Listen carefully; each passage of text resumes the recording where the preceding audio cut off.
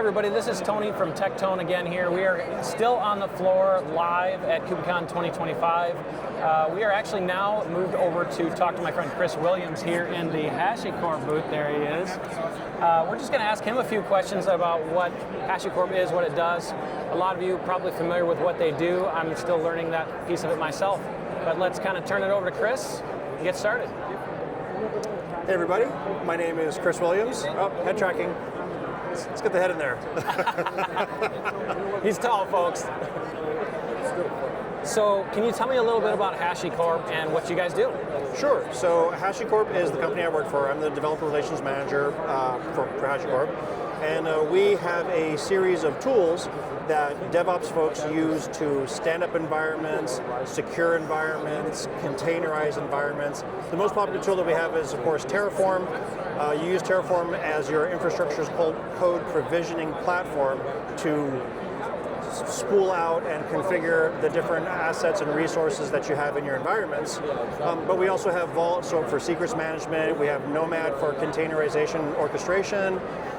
Boundary for control plane. There's a number of things that we have, but the big one is Terraform. So for those that may not be familiar, this infrastructure as code concept, right? That kind of means, and you can embellish this and go on in detail as you wish, but from the way I understand it, my perspective is it allows you to have preset defined parameters, and you don't have to spend all day in a GUI configuring an environment, right? That's exactly right. So think of, so we go back to the VMware days where we had vCenter and we would click through and we would configure things. We would stand up VM instances one at a time, and then eventually if we got really good at it, we'd have a couple of shell scripts to do one VM at a time. Well, in this new world, what you can do is you can stand up your entire network via code. You can stand up all of your instances, you can configure and connect them all together in such a way that you basically have a configuration pattern in Terraform code. You then apply that pattern to your CSP of choice, whether that be AWS or Azure. We have thousands of providers, and they can configure anything that's basically got an open API on the front end to allow us to configure them. The magic of that is that turns into code. Basically, you can go through version control, you can set up changes in your repositories, you can do PRs and merge requests, you can create issues, you can do all the things that software developers have done historically with code, now with your infrastructure. So you've got a lot more fine-grained control over how your environments are being provisioned, and you can also do your dev, your test, your production. It allows you to have a lot more flexibility, control over your environments.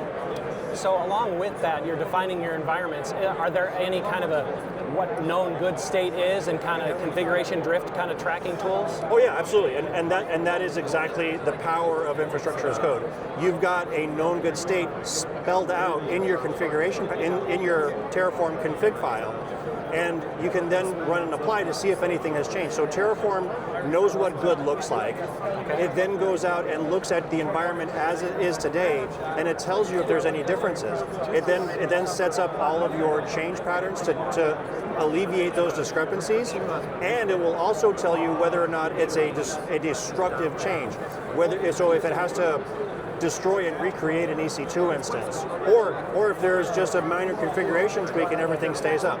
It tells you all of that stuff ahead of time so that you're not just hitting apply and half your environment blows up.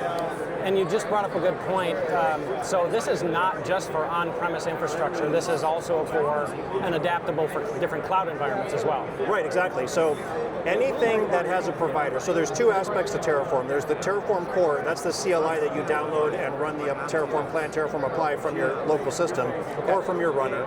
And then there's the providers. The provider plugin is the magic sauce, and those providers connect you to AWS, they connect you to Azure, they connect you to your local Palo Alto machine, they connect you to anything that's got an API.